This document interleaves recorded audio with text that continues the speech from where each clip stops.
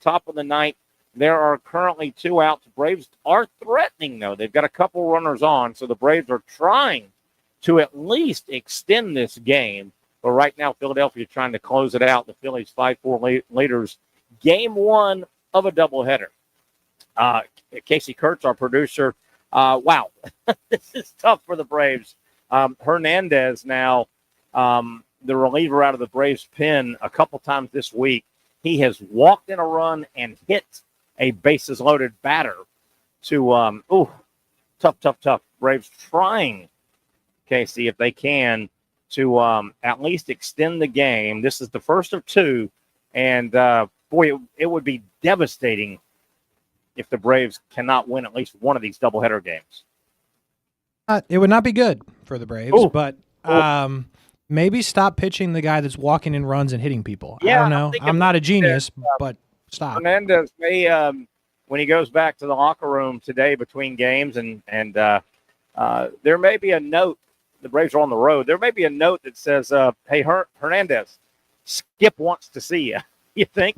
I mean, it's going in that direction. If you cannot walk in runs. You just can't do it. If they beat you like by getting a base hit, then that is what it is. But you can't give them up for free.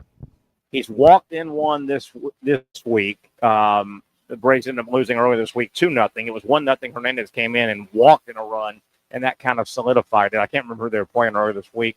And then today, Hernandez comes in again. It's bases loaded. I know that's tough, but hey, man, if you're a relief pitcher in Major League Baseball, you're asked to come in with traffic on the base, and he ends up bases loaded hitting a batter, and that's where we're at. 5-4 Braves trying to rally, 2-out runner at first and third, so the Braves trying to extend the game.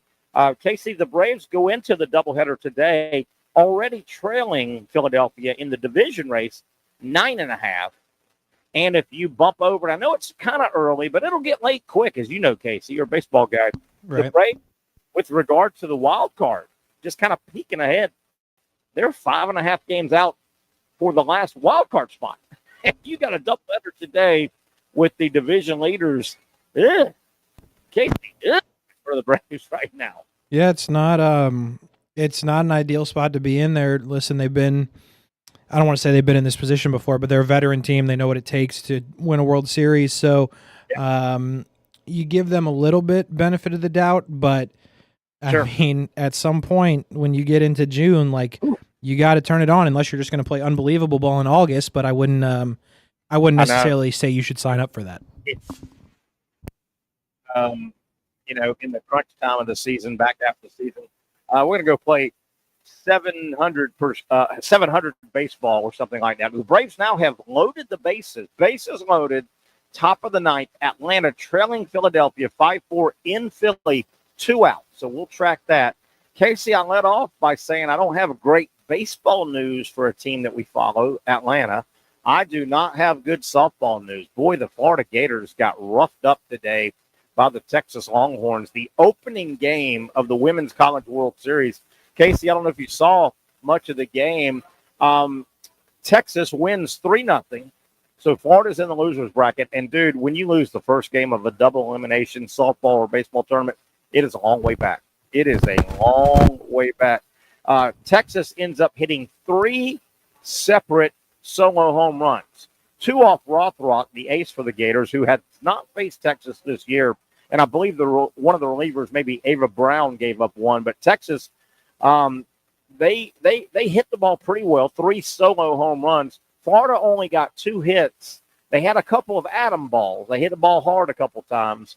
But, not a good start for Florida softball. You lose that first game. The Gators now drop into the loser's bracket. They will play the loser of today's current game going on out in Oklahoma City, Tennessee, and Oklahoma. And the loser will play Florida in an elimination game. Casey, boy, you've been around it. You played in double elimination baseball tournaments, I'm sure, a bunch in your career. Mm-hmm. Long way back. You lose that first game, it is a long way back fighting out of the loser's bracket. Yeah, it's not ideal. It's not easy. And what it sounds like to me is if they're playing the loser of Oklahoma and anybody, it sounds like they'll be playing the other team that's not Oklahoma. You would think. Tennessee is taking on Oklahoma. Oklahoma the 4-time defending champion in college softball. Right. Obviously, they're in it, and they know how to play this time of year. Patty Gasso, one of the great coaches in any sport, really, with the resume she's putting up. Florida, I was a little disappointed in the Gators' approach to the game, and I watched almost all of it. I watched a lot at home and met some friends before heading here at Sliders. And a little bit I want to put on Tim Walton a little bit. I thought Florida played into the teeth of the Texas defense. And by that, I'll say the Gators leadoff batter, basically 4-year starter, the table setter, Kendra Falvey, a little left-handed slap hitter, but she can swing away. Hell, in the SEC tournament, she almost rode one out. She hit the wall for a double, so she can stand in and take a normal swing. She's a slap hitter because she's very fast out of the left-handed box. Well, I thought Texas outcoached Florida. Falvey, I don't think she even got on base today. She continuously employed the slap hit from the left-handed batter's box, and she grounded out to the Texas third baseman at least 3 times, maybe 4, at least 3. And as I'm watching the game, Casey, I don't know Texas personnel softball-wise perfect, but your girl Beth Mullins and her 2 analysts, they talked about, I think it was Torres, the third baseman. She's considered the best third base glove in America, and she made every play.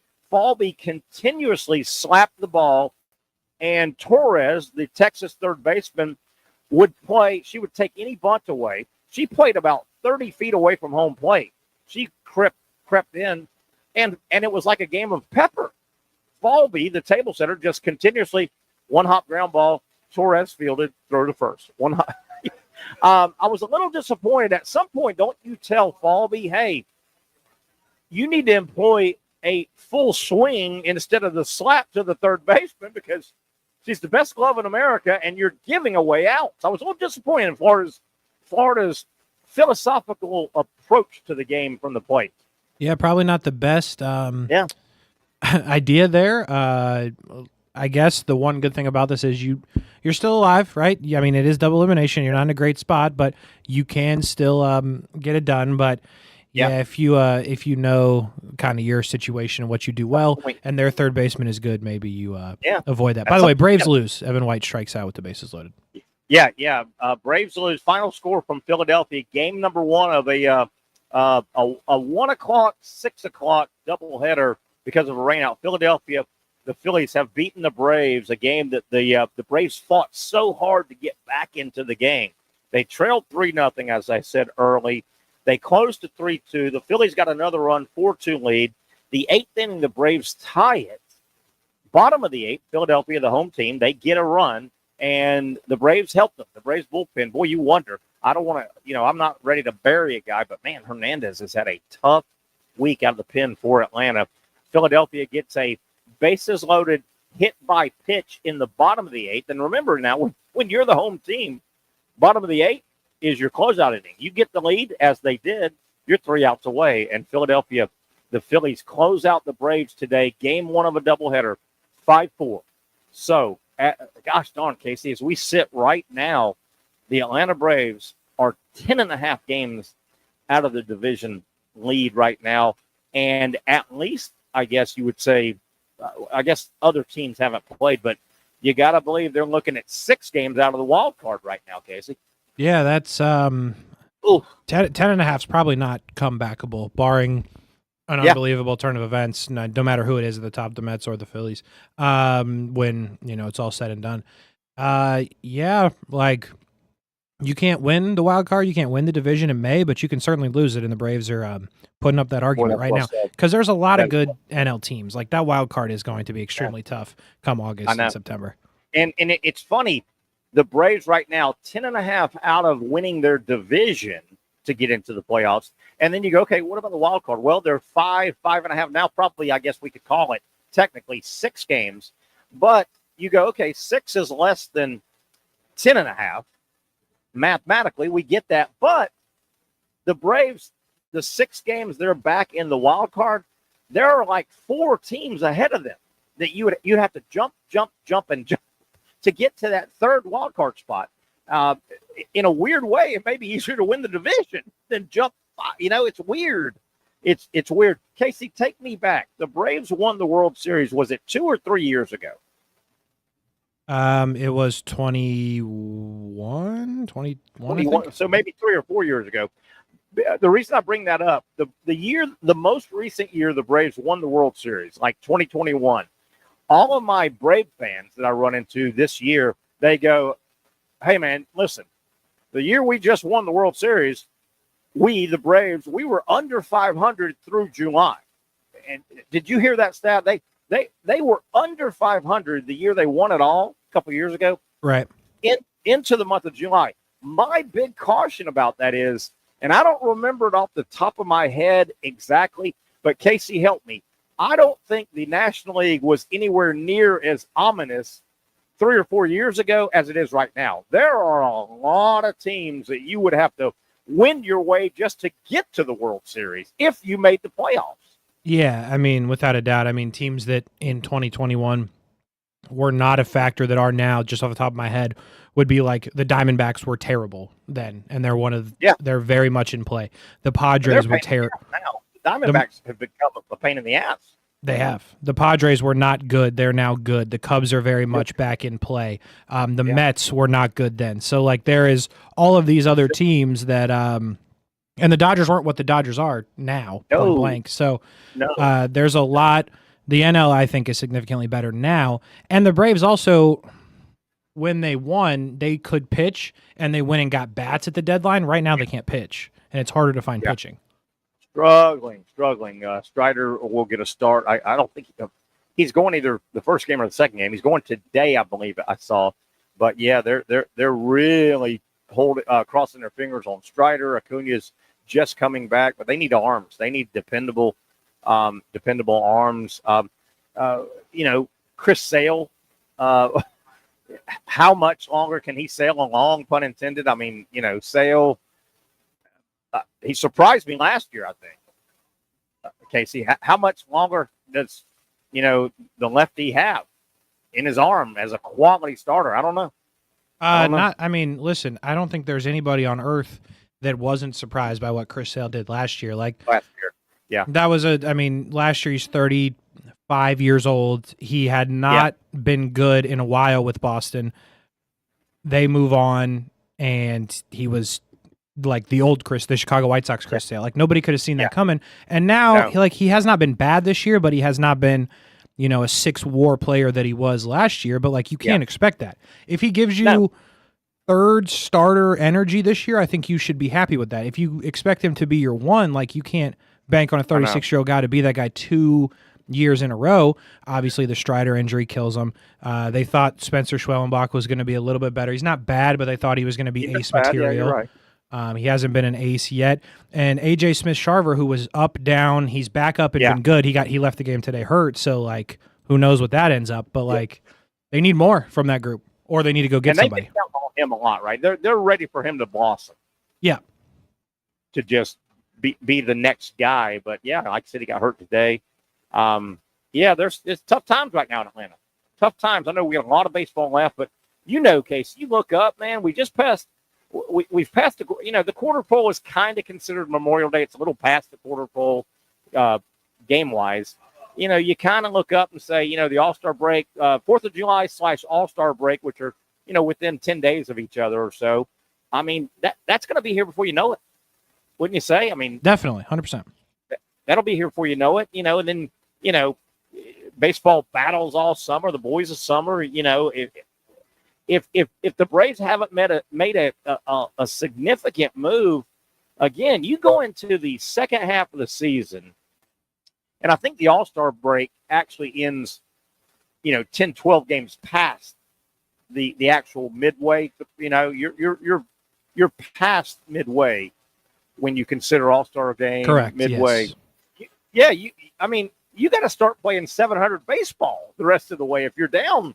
If you're out 10 games, 7 games wild card, that's hard to do, man. That's hard to do in in Major League Baseball. Again, reiterating some of the scores, a lot of stuff going on, a lot of stuff overlapping. College softball has started today. Actually, Florida, Texas were really the first game out in Oklahoma City. Texas really, Florida never put much of any pressure on Texas. Their pitcher threw a 2-hitter. Texas carved out 7 hits. 3 of those were solo home runs. One of them just snuck out above the glove of Kendra Falvey, but it got out. Florida could not get a clutch hit. Very few base runners. The Gators, I thought, played into Tennessee's strategy, the Texas strategy, and the Gators fall today. Disappointing loss. Texas beat Florida, SEC versus SEC in softball earlier this year, 2 out of 3 in Gainesville. Now, there was a little bit of an asterisk about that, and I was hoping to announce a Florida win and talk about the asterisk. Texas did come into Gainesville in softball earlier this year and take 2 of 3, but Keegan Rothrock, Florida's clear ace on the softball mound, she was injured. She missed about 5 to 6 weeks mid-season with an injury. So Texas had not faced Keegan Rothrock until today. You kind of thought, okay, maybe that's a little bit of an edge for Florida, but damned if Texas didn't hit at least 2 solo. I don't think the 3rd solo was off Rothrock. She had been lifted out of the game. But, yeah, Texas got it done. I like their approach. I like their defensive philosophy. And I put a little bit of this on Tim Walton. I don't think Tim Walton and his staff came up with some at least different approaches to what Texas was doing defensively. I actually thought it could have been worse. There was an inning, and you folks that watched the Florida-Texas game today will concur. There was an inning, it might have been the 3rd inning. Florida ended up losing the game 3-0 on 3 solo home runs. I thought Florida's shortstop had one of the more miserable innings that you can have and not give up a run. 2 ground balls hit to the Florida shortstop that should have been double play. She didn't kick them, but she made bad decisions. And then a 3rd ground ball, the same inning, the shortstop for Florida went to 3rd base. It was not a forced situation. It was really the wrong decision. She should have turned and fired to first, and she did not get the girl at 3rd base. But somehow Florida got out of that without giving up a run. But, yeah, it could have been worse today. The Gators really did not fight today in a opening game in Oklahoma City, the start of the Women's College World Series. All right, let's take a first break here. We got a lot of stuff to get to. We may or may not hear from Patric Young. He is still out in Destin at the SEC Media Days. Speaking of Texas, I really, really, really, really like the model that I think the Texas athletic director being interviewed, he kind of threw out the Texas theory of what they will do athletically if everything comes in as we think it will, and college athletics will start with a basic $20 million salary cap. Now, that's for all sports, but it appears that's kind of 20.5, whatever. We'll just call it 20. But Texas, their athletic director and their athletic department, in an interview, it looks like they've come out with kind of, here's what we're going to do if that number holds, and people think it will. I think it's a great model for everybody. All your big Power 4 conferences.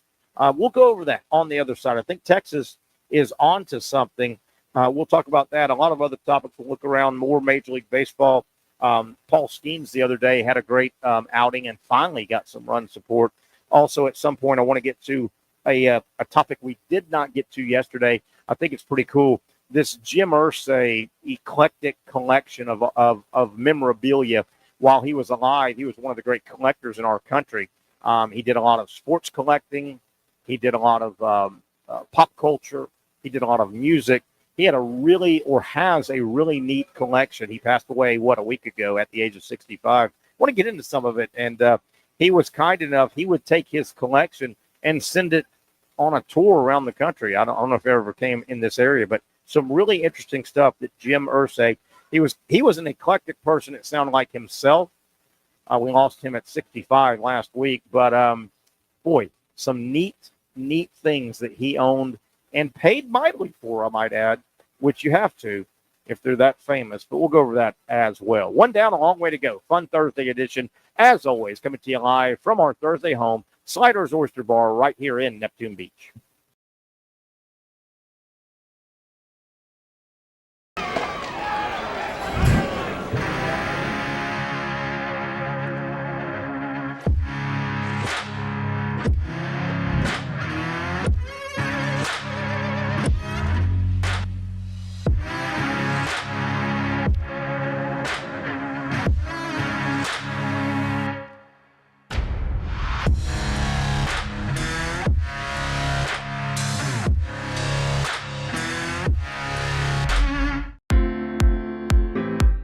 At Southeast Orthopedic Specialists, we know pain and injuries can stop you from doing what you love.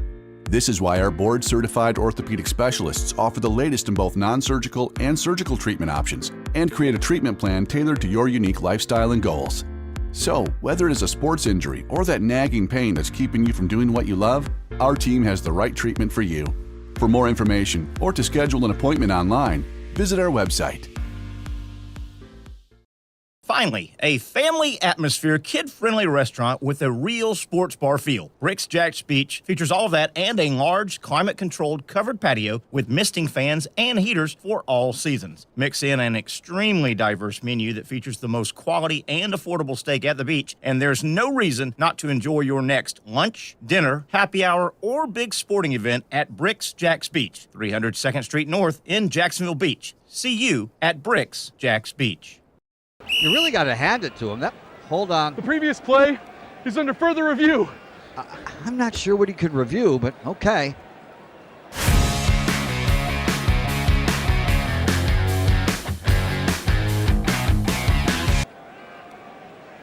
Sure has been a while. Dine in at Hurricane Grill and Wings for the football season. Well, there he is. Oh, what is that?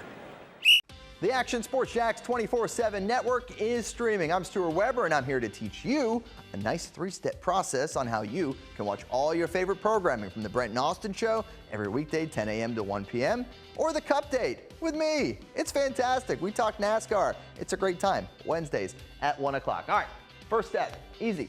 Download the Action News Jax app. You probably already have it downloaded on your phone, so you might already have that one taken care of. Step 2, see that stack of pancakes up there?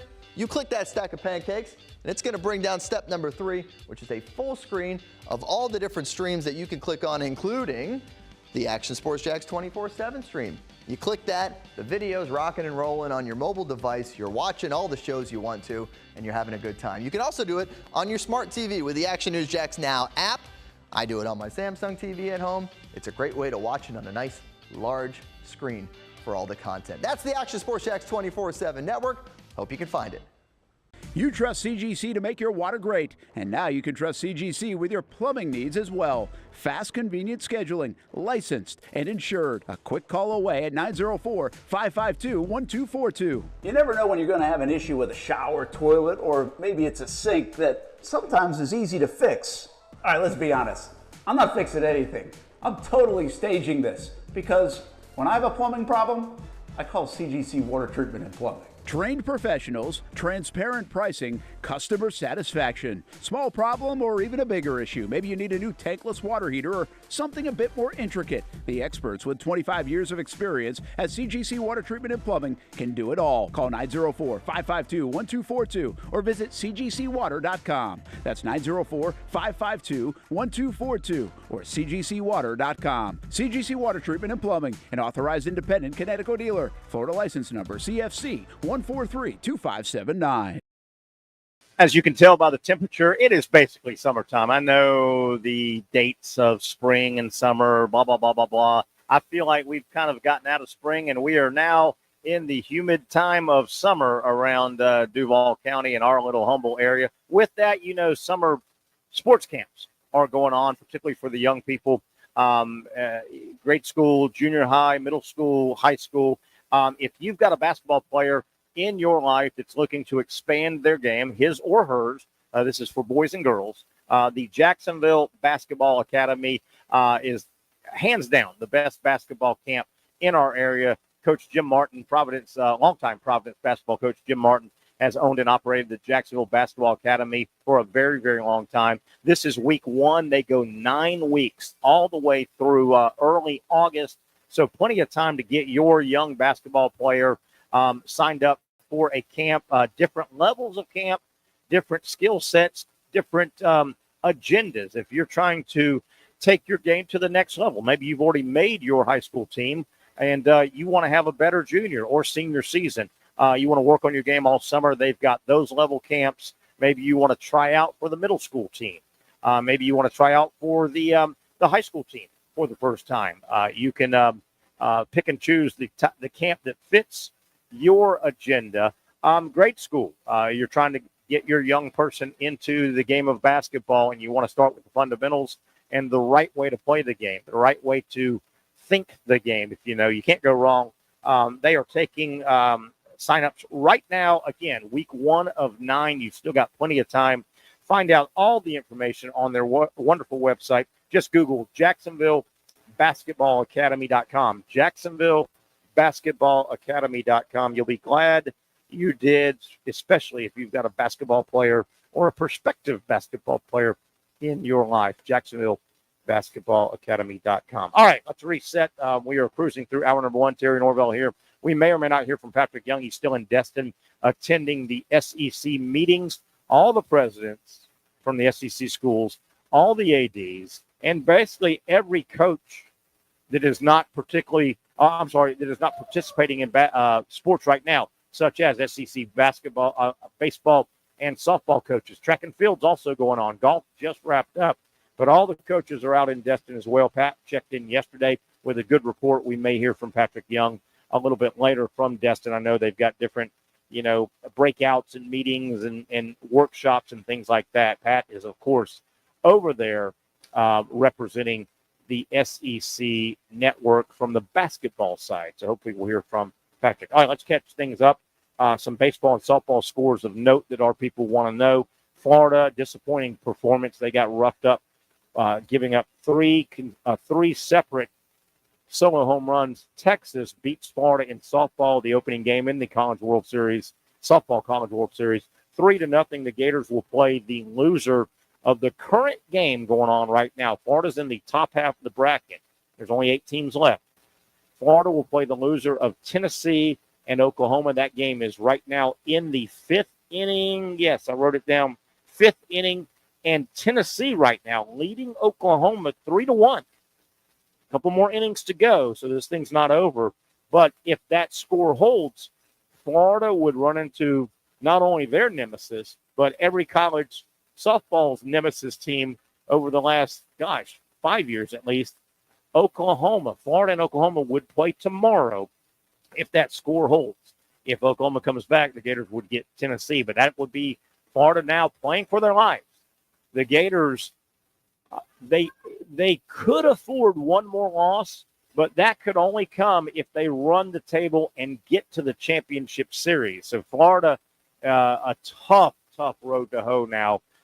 If you lose a double elimination baseball or softball tournament, as you know, and you lose that first game, it is a tough comeback. So we'll track that game as we go. Tennessee, Oklahoma, which affects the Florida Gators. And yes, Florida, Texas, first game today. Tennessee, Oklahoma, current game today. That's an all SEC top half of the bracket. That's all 4 teams. There's one more, obviously, in the tournament. As I think Ole Miss is in the bottom half, but gosh darn. And all SEC top half of the college softball bracket, which is good and bad. You're going to knock out some SEC teams, but at least one's going to make it to the championship tournament, 2 out of 3 tournament. With that, let's move on. Speaking of Texas athletics, and Casey, I'd like you to jump in if you can add some stuff to this as well. The SEC Media Days are going on. Certainly, the SEC's got some housekeeping to do, and the SEC, along with the Big Ten, they're the big boys. They will now run and shape, and they can actually twist arms, I think, with their their collective power. They will shape college athletics, and in particular, college football for the in the future. They're that powerful. I thought the Texas athletic director and athletic department, obviously there's media everywhere down in Destin or over in Destin. The AD, and I think that's Del Conte, I may have his name wrong, but the Texas AD came out and said, when asked about, it looks like college sports, which is professional college sports now, and I'm fine with all this. It looks like there will be a decision and the salary cap will come in, let's call it $20 million. I think it's 20.5 or 20.3. We'll call it $20 million. And Casey, that is going to be the salary cap for all athletics at each program. You'll have 20 to spread out. I thought it was interesting, and this has kind of been kicked around, but I think this is the model that most of your Power Four will employ. If the overall athletic salary cap to pay your players is $20 million, Texas came out and said, it looks like our breakdown will be as follows. And I think this is a great model for everybody. Texas says, of the $20 million each year that we have to pay players, we will earmark $15 million to football. $3 million.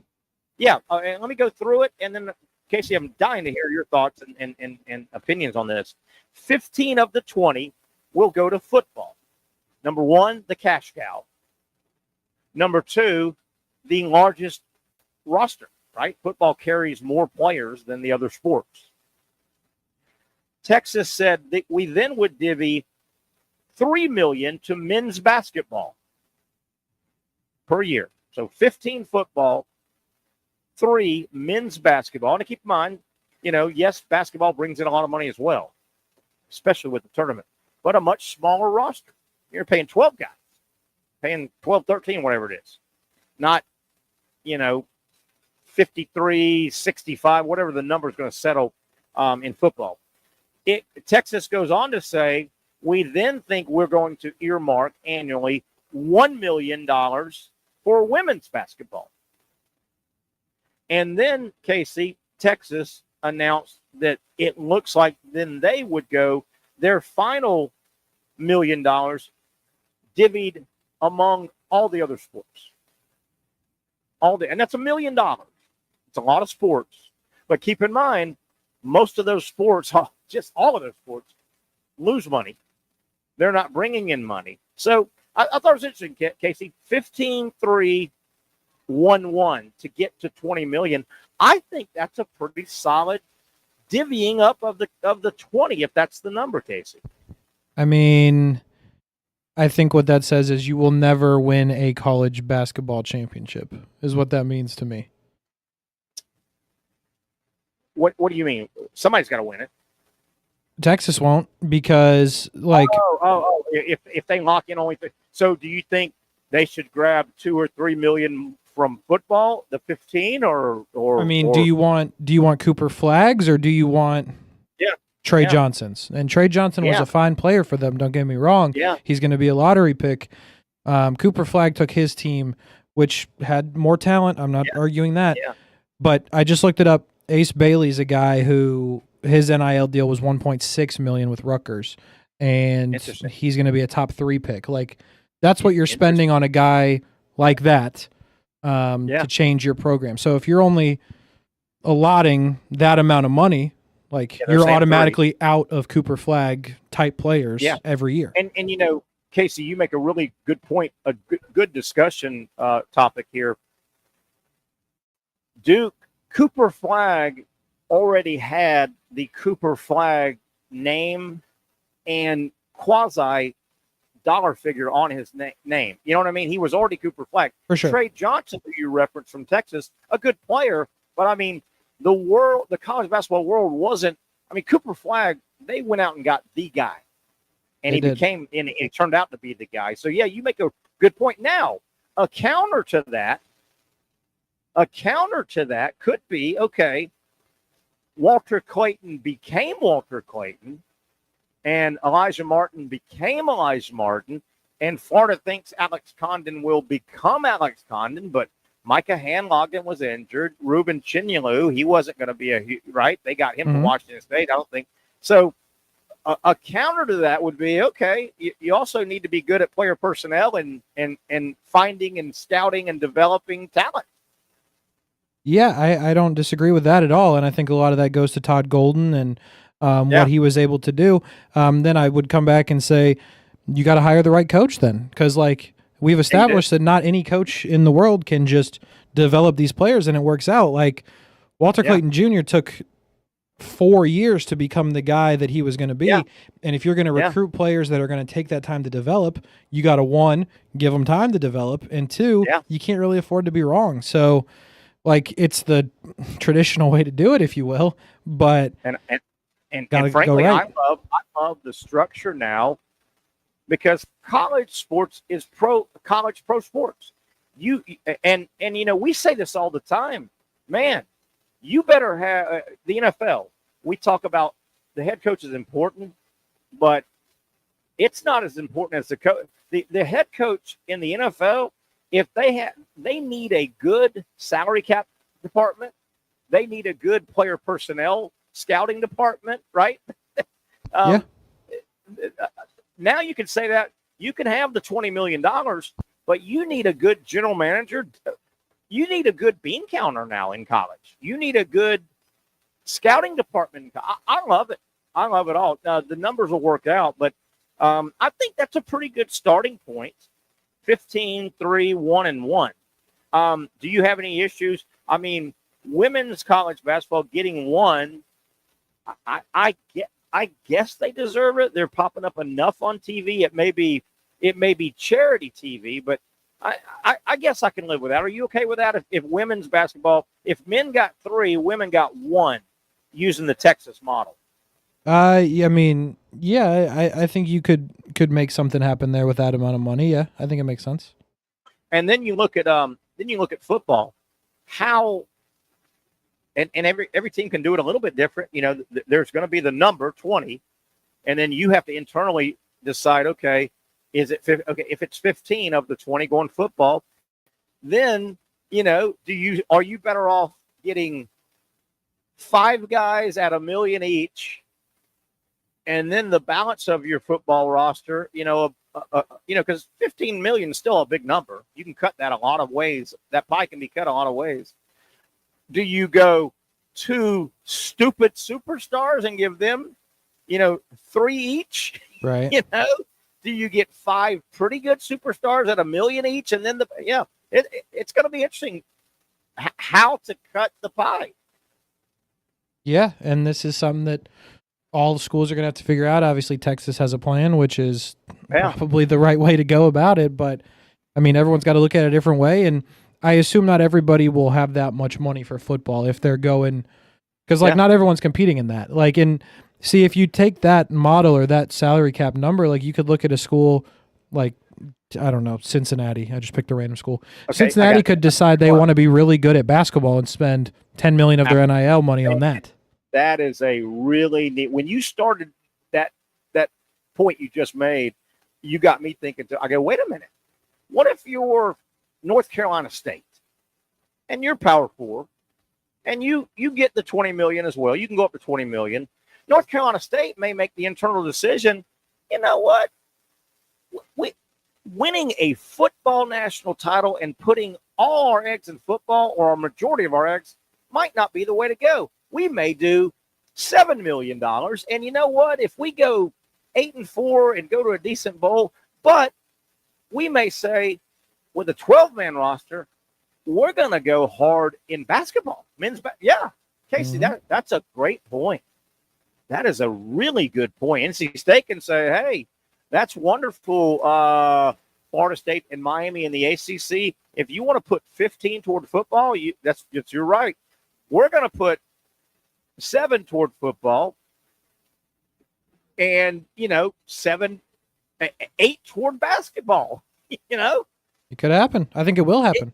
That is interesting. That is really, really interesting way to look at that. I know Vanderbilt just had a really good season by their standards, but you're Vanderbilt. You say we've got the money. We're in the SEC. We're going to get our big check all the time. We can pay up to $20 million for all of our sports. But are we really going to compete year in and year out for the football national title? So should we earmark $15 million to football, or should we placate our fan base and say we're going to be pretty damn good in football? But you know what? We got a better chance of winning, as you said, Casey, the men's basketball championship or baseball. Mm-hmm. Interesting. This is going to be fun. This is going to be fun to see how this plays out. And, a lot of the job titles that we've never said associated with college athletics. We say general manager now in college athletics. You never said that, right? Oh, yeah, all the time. And there's going to have to be a salary cap department, right? You would think so? I mean, and think about the NFL's got a salary. The Jaguars have a salary cap department. I'm sure if we went down there and started opening doors, we could find a room where the Jaguars bean counters and salary cap people, they probably have a huge dry erase board, right? Probably. And they're just constantly, they've got the numbers, who's eating up what's the contract here. You got to have all that in college now. Mm-hmm. Definitely. We also don't know, Casey, will the institutions, will the colleges be able to say, and will they have the teeth behind what I'm going to bring up? Okay, hey, hotshot quarterback, we want to give you, we got 15 to football. We're going to earmark 2.5 to you because we want you that bad. You have $2.5 million come play football for us, quarterback for us at State U. That's a 2-year contract. We don't know how that's kind of stuff going to play out. Is it a one and done? If you leave, do you owe us money? True. Buyout kind of stuff. I think, isn't everything on the table, Casey? Yeah, definitely. I mean, especially if you're talking about that type of money towards a quarterback, a guy that could just walk away on you. Like, I would think the person investing that money would be like, hold on now. If he plays 4 games and gets hurt and then transfers to Kansas State, I'm going to need some of my cash back. Like Quinn Ewers at Ohio State originally type situation. Yeah, that's a great point. And it's no different than if a coach wants to get out of a franchise. They can do that. There's a buyout. Yep. There's a buyout. Let me take a quick peek and let's where am I going here? Trying to find that Tennessee score again here. Let's see. College sports. Let me see if because the Tennessee softball game with Oklahoma greatly affects Florida. The Gators have lost earlier today. It's 3-1 Tennessee, bottom of the 5th. Bottom 5th. Okay, so it is now getting like there we go. 3-1, bottom of 5, and Oklahoma, by virtue of the higher national seed, they're the home team. So Oklahoma's got a couple, the 5th, 6th, and 7th if needed. But this would be a pretty big upset. And frankly, I think Texas was the 6th national seed. Florida was the 3, so we've already had one pretty big upset. Texas beat Florida today in softball 3-0. Tennessee, the 7 national seed, leading the 2 Oklahoma. If those scores hold, obviously Florida's score will hold. That's a final. If Tennessee can finish off Oklahoma, Tennessee and Texas would meet in the winner's bracket of the top half, and then Florida, Oklahoma, a loser leaves now. No matter what, it really doesn't matter who Florida plays. They will have to, Casey, and I don't have the whole bracket in front of me. Florida now would have to rattle off at least 2 wins. Right now, the goal is to win your bracket. You can't lose again. You got to win your bracket. Now, if somehow the Gators could spit the hook out and win their bracket, you move on to the championship series, best 2 out of 3. You then have another loss to play with. Mm-hmm. But right now, you don't until you get to the championship, right? Correct, yeah. The championship series. And it could not be more unfortunate for the Gators where, you lose, that already is not a good situation. And then no big deal, Oklahoma's going to goof around and lose, and now you got to beat them when they never lose. That would suck. Florida, and I don't know what they did with Tennessee this year, but Florida softball is a much more intimidating big boy than Tennessee softball. Everybody will agree with that. That's not the case when Florida goes on the field with Oklahoma. Don't forget also where the tournament's played at. Oh, yeah. Oklahoma City. Definitely. So, Oklahoma State, when they get out there, and Oklahoma, and that's happened before, and that's just luck of the draw, rub of the green. I mean, the tournament is in Oklahoma City every year, and it should be, and it will stay there. No different than occasionally, hell, in the baseball tournament, college baseball World Series has been and always will be, I think, in Omaha. There have been years where, not a lot, but Creighton and Nebraska have played each other out there, and they both are in Omaha. Mm-hmm. So that's just rub of the green. But yeah, if Florida is in a elimination game, their next game in softball, and they're knocking heads with Oklahoma, you got to believe that's a big lose and leave town elimination game with, guys, that's got to be 80-20 crowd, big old crowd. And Casey, have you seen?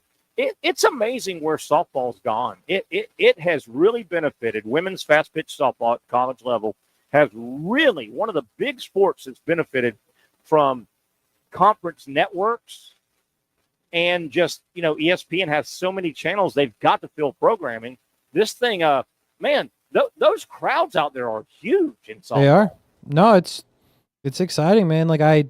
It's one of those things that I fully understand why people would buy into it, because it's a good watch. It's a good event in person, and it's a good event on TV, which is not always the case with really any sport. There are some that are really good live and not so good on TV, and then some that are really good TV sport. Yeah, really definitely good. Now, I think we're going to try and carve out some time tomorrow to get into this topic, but I made a post probably this week. It was either this week or last week, and I can't remember where it was at. Oh, it was promoting the women's softball tournament coming up, the Women's College Softball Tournament World Series coming up. And I posted, hey, listen, big game coming up, what have you. Do yourself a favor, if you've got time, watch one of the games. If you can get engaged in the women's softball, you'll thank me later. It's a fun game. It's a fast game. There's action. It's a quick game. And I went on to say, Casey, I wish, and this isn't a post, I could pull this up, I wish there was a women's fast pitch professional league that got the backing, the financial backing, and the promotional backing that the WNBA has gotten, because the women's softball game is a much better game, and it's a much better watch. And the girls on the women on the women's softball side, they are much better at their sport than I think the basketball side in the WNBA. One of the big problems a lot of people have with the WNBA, in case you can speak to this too, pro or con, a lot of times when you're watching the WNBA, you're watching the highest level of women's basketball, and gosh, I hate to say it, their skill level, some of the rudimentary things that a 12-year-old boy can do at the YMCA, they miss layups and they have to take two-hand push shots. When you watch softball, I mean, Florida turned a beautiful double play today. So did Texas. They're pitching the ball at the equivalent of 90 miles an hour. right. Aesthetically, Casey, the softball game, you watch it and I go, damn, that was a great backhand. When you watch basketball, you go, man, that was a basic play that gets messed up over and over in WNBA. Casey, I don't know if anything there spurs your thought process.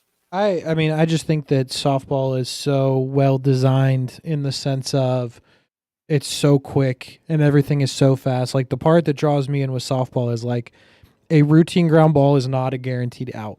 And that is not the case in any level of baseball. More times than not, it's a routine out. And there could be no error involved. Girl could make the play, do it right, and it just gets beat out or something happens. So the idea, I think I've always thought that if people, if there was a softball league that was mass watched, that you could put on a CBS or a Fox and have people see it, I do think it would catch on more so than, basketball, to your example. Now, Casey, I led this entire discussion to where I'm going to go. It was announced today. Beth Mowins and a couple of the analysts today on the Florida game started hitting it. It was announced today that there is a national professional women's fast pitch league that will start. I think there's 4 teams that are going to kind of travel around the country, but it's going to be, well, let me back up. Guess who bought a stake into it?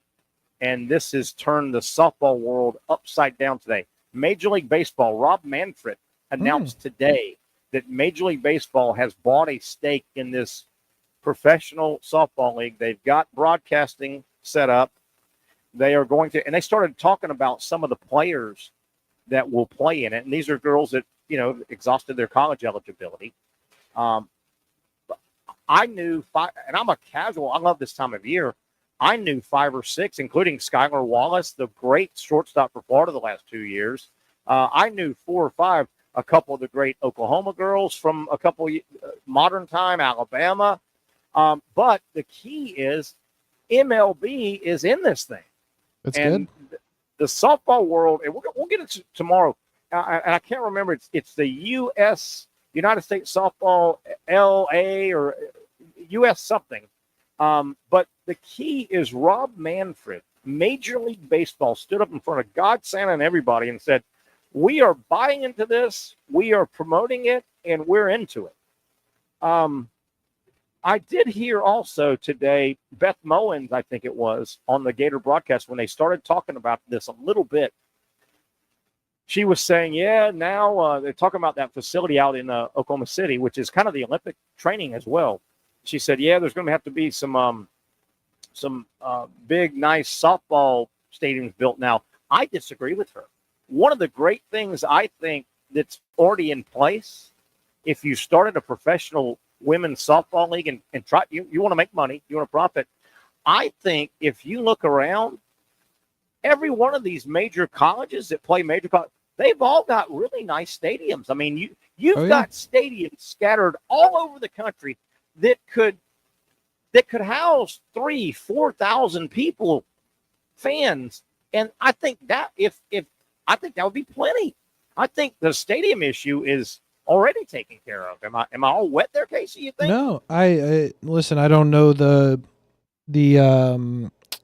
design and everything of all around the country, but what I can speak on is UNF has a beautiful facility that they just built, and it's very much a contributing factor in them recruiting players. So, like, if just like take this league for example, like Jacksonville, there's a place to play right now. If UNF wanted to get in that game, like you could play at UNF's. There's a billion parking spots because it's a university. It's a nice complex. The players, I mean, like you wouldn't talk down on it.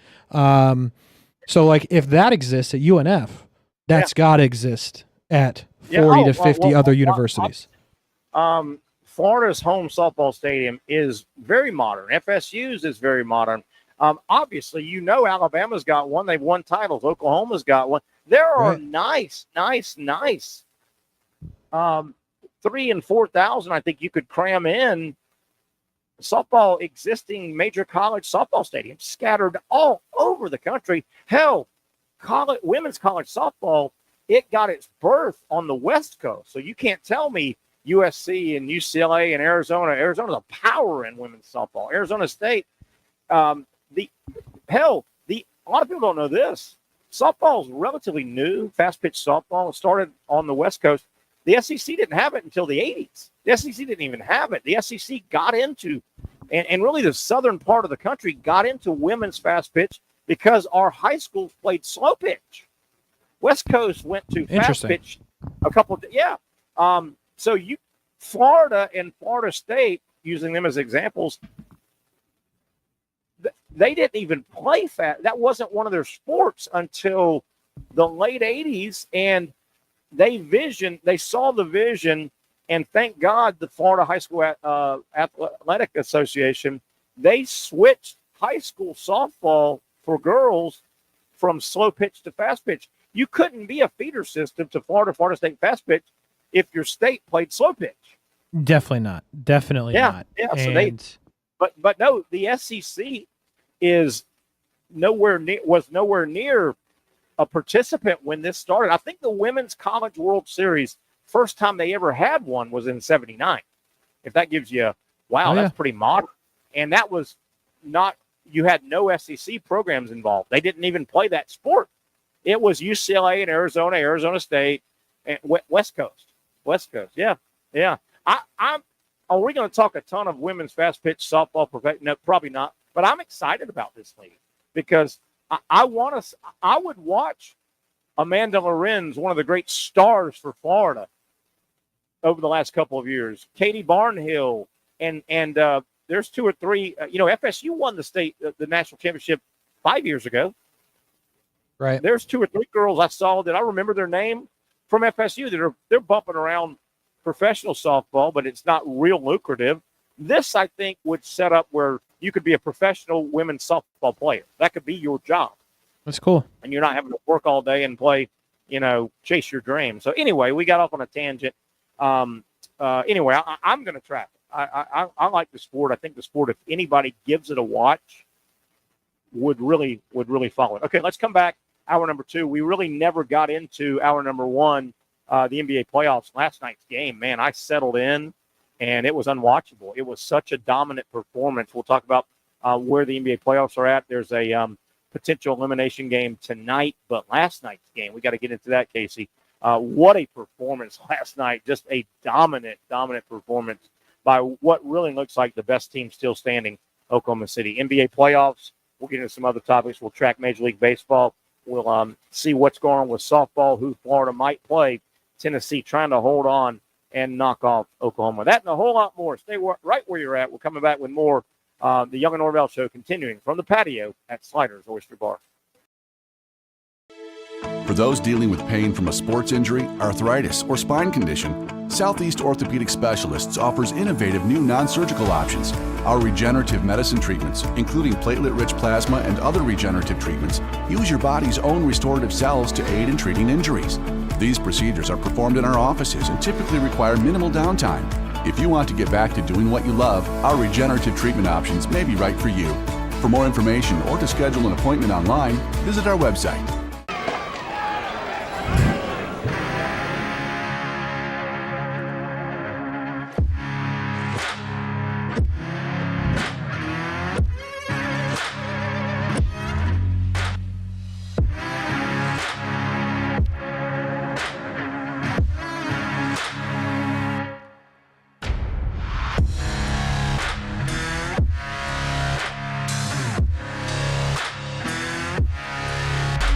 Finally, a family atmosphere, kid-friendly restaurant with a real sports bar feel. Rick's Jack's Beach features all of that and a large, climate-controlled covered patio with misting fans and heaters for all seasons. Mix in an extremely diverse menu that features the most quality and affordable steak at the beach, and there's no reason not to enjoy your next lunch, dinner, happy hour, or big sporting event at Rick's Jack's Beach, 300 2nd Street North in Jacksonville Beach. See you at Rick's Jack's Beach.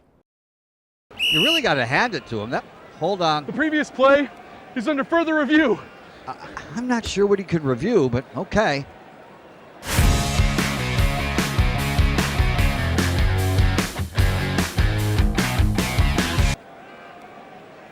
Sure has been a while.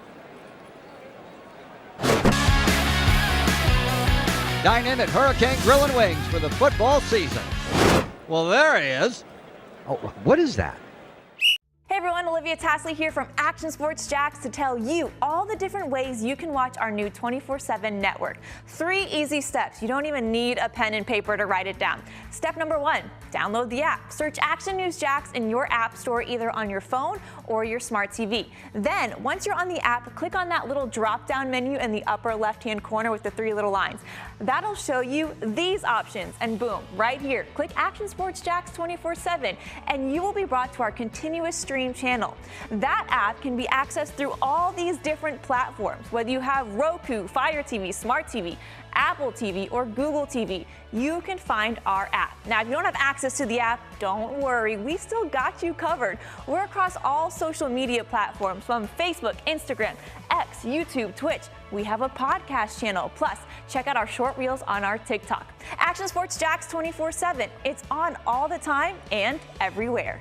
It's a new logo, new branding with Bolt City Heating and Air. It's an old school approach. One of the few locally owned and operated air conditioning businesses left in Jacksonville. It's hot, Florida in the summer. You can't do much to avoid it, but you can keep cool with Bolt City Heating and Air. It's every customer counts kind of service, from when these trucks have pulled up to my home over the last couple of years and when they pull into your driveway as well. From communication to pricing to the actual service, everyone at Bolt City Heating and Air cares about you. You know who's coming to your house. You know they will be well trained.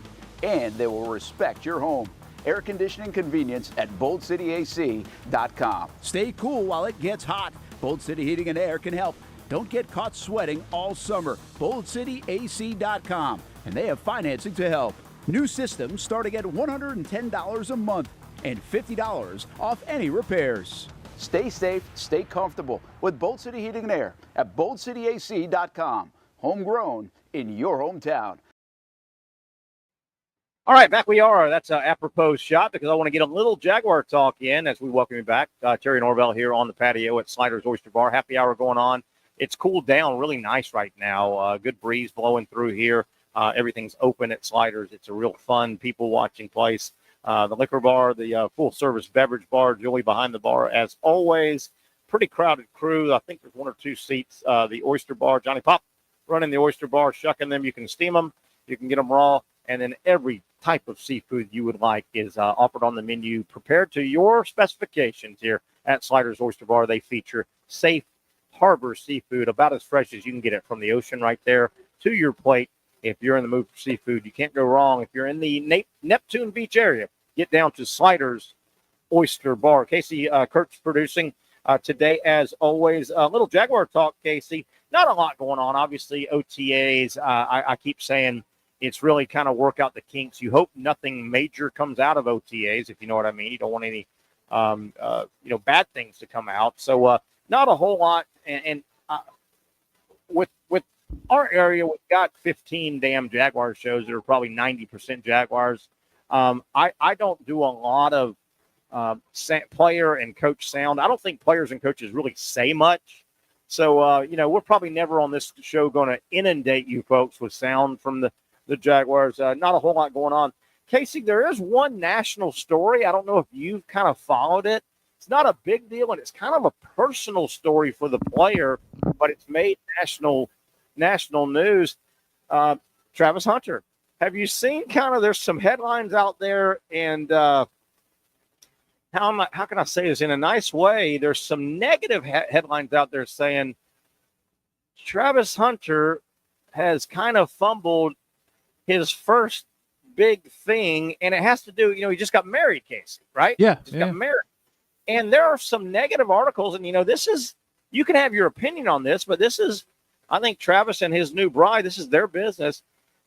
There are some stories out there kind of ripping into Hunter because Travis has come out and said, and some of the national media has kind of jumped on that a little bit going, what the hell? You had to have had somebody helping you with finances and future and, that kind of a sticky wicket. And I think Travis at some point might have, don't quote me on this, might have come back in one of these discussions about not having a prenup. He might have said something to the effect of, well, when you're really in love, you don't need one. That's fair. And you could see where an older, more mature person might kind of jump on that. But have you seen any of these headlines and stories saying, Travis Hunter, what are you doing, my man, with no prenup? I mean, I've seen some people tweet about it. I'm going to be perfectly honest here. Okay. I don't care if he has it or not. This is his business. Yeah, same here. It ain't like this is going to sound probably terrible. In the worst way, it doesn't impact me at all if she takes it all. You know what I mean? Casey, that's your business. You hit it out of the park. You hit it out of the park from my perspective. Now, let me back up. If Travis Hunter, for whatever reason, came to me and said, hey, Terry, about to get married, what do you think in my situation? Do you think a prenup is the right thing? I would probably say I would lean Travis, yes. Do you feel that? But I'm with you. It matters not to me. And he's a big boy. He's of age. Yeah, I mean, if I was being asked for advice, I'd probably go that direction, knowing how big his brand is. But listen, I will say on this matter, I hope that he's correct, and I hope that he doesn't end up needing it, and they are together forever, truly, because I'm not rooting for anybody to fail. But also, again, if it were to happen, I'd be like, that's tough. Yeah. What am I having for dinner tonight? That's exactly how it would go. Same here. But there are people that I understand it. He's young. It's a lot of money. I don't know. Maybe the people. Maybe he went to people that he values their opinion, and they said you don't need one. That's your call, and that's plausible, and that is his call. Maybe he asked Dion. Dion's had a lot of money. You would think, yeah. Dion's at a young age. But yeah, my overall is just what you said. It really. Do I want him to lose all of his money? Do I want the young lady not to have any money if they split up? No and no and no, right? But factors zero in my life. But yeah, it's out there.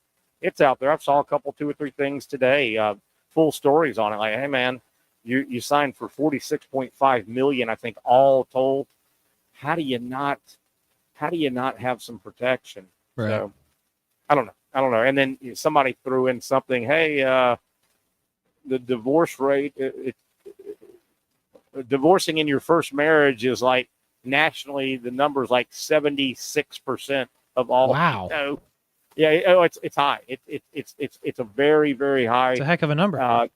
There's a high number in our country that, your first marriage will end in divorce 75, at least somewhere around 75. And, yeah. So anyway, but that's some of the big Jaguar news. Basketball last night. Gosh darn, Casey. I really settled. This time I start really following the NBA playoffs, the conference finals, and then the finals. I'm kind of on the edge watching before. I settled in last night and went straight to the game. You had obviously Oklahoma City at home. Great crowd, by the way. Oklahoma City at home taking on Minnesota. Minnesota down 3-1, so it could have. Casey, did you watch that thing? That was a whitewash from the opening tip. Unbelievable beatdown. I had planned to. There's a couple other things on that I was interested in on a Wednesday night. You didn't miss much. I checked the score and I was like, I'm good. I'll just catch the stats. And, I took it. I'm talking about the opening tip. Oklahoma City, I think their first possession in the half court, Chet Holmgren hits a 3, and it was game on. It was game on. My God, Oklahoma City's good, man. I know, duh. I mean, they are good, and they've got a full bench. They bring in their backup guys. Oh, yeah. And they play defense. I feel a little bit for Anthony Edwards. A really good player. He's explosive. He's got that scorer's mentality. You know what? Really watching him this postseason and last a little bit, but on top of this postseason, he looks like a guy. He's been in the league like 5 years now, but he looks like a maturity level. He's at 18 years old, and he needs to be at 23, 24 years old. He looks like, to me, the biggest thing is not his game that needs to improve. It's more he needs to take that next step and mature up. I don't know if I'm doing a good job describing that. He's just not quite matured enough to be the star in the NBA, in my opinion. Yeah, me and Austin Lane were actually talking about this earlier. Like, he's very good when he's good, but when it's not good, it just does not work. Yeah. And, like, can you have that in your best player? And, like, they decided to trade away Karl Anthony Towns, and, like, it didn't work. So where do you go here from Ant? He's extremely talented. He's a guy you want on your team, but they didn't really have a second scoring option. DiVincenzo was good at times off the bench. And where do you go from here? Where do you find someone to fit with Ant? Because Ant needs the ball, needs to take a lot of shots. Like, what other person can you pair with him? We'll see. But, yeah, they took a step back from where they were last year. Because, I mean, from what I gather, and a lot of what I watched of the other games in the series, like, they quit. Once they were out of it, they quit. Is how I look at it.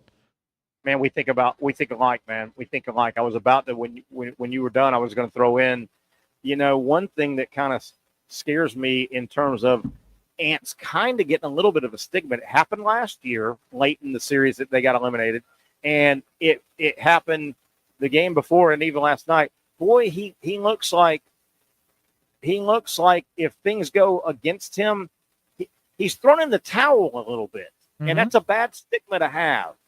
Yes. I think. Yes. I'm not saying he's a quitter, but he just kind of, and maybe that goes back to the maturity thing. Maybe that goes back to, hey man, you still got to go hard, and you're being paid, and that clock has time on it. It looks like a young guy that gets beat down, and he kind of throws in the towel, and he's done it like 2 playoff seasons in a row, wouldn't you say? Yes. Yeah. No. Definitely. And they gotta figure that out. And listen, he's still a young player. He's very, very talented. Like, you don't need to do anything drastic like the Mavericks did, in my opinion, and trade their guy like that away. You just got to figure out what pairs well with him. And you haven't had, you kind of had it with Cat, but obviously they didn't feel strong enough to stay there. You got to figure out what works there, and they can still be good. Like, I'm not out on them going forward, but like, well, it did feel like they quit. Staying on what you just said, I wanted to go to this. Watching that game, and I went hard, and I stayed pretty much halftime. I mean, it was 30 points in the second quarter.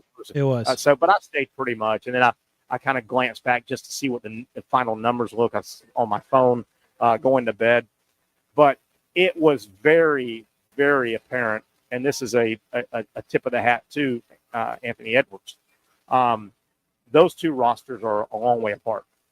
I mean, Edwards doesn't have anywhere near the supporting cast as Oak City. Oak City's got a deep, good. I mean, they're good. They got a lot of good players. I mean, Gobert and these guys. They've got to surround him with some better players. Definitely, yeah. No, they definitely do. They need more scoring. And OKC's deep, man. Like, they've got the MVP, and that certainly helps. But they've got other guys that can score it, like Chet, like Jalen Williams, Alex Caruso. So and damn, OKC. I don't know if I just caught them last night on a very defensive night. They seem to dig playing defense. They dig in. That damn Caruso comes off the bench, and they dig playing defense, man. They get after your ass. No, they do. They do. It's another part of what makes them good. And like, the other thing about Oklahoma City is like, they've done this for years now, and they're just now good, so people are seeing it.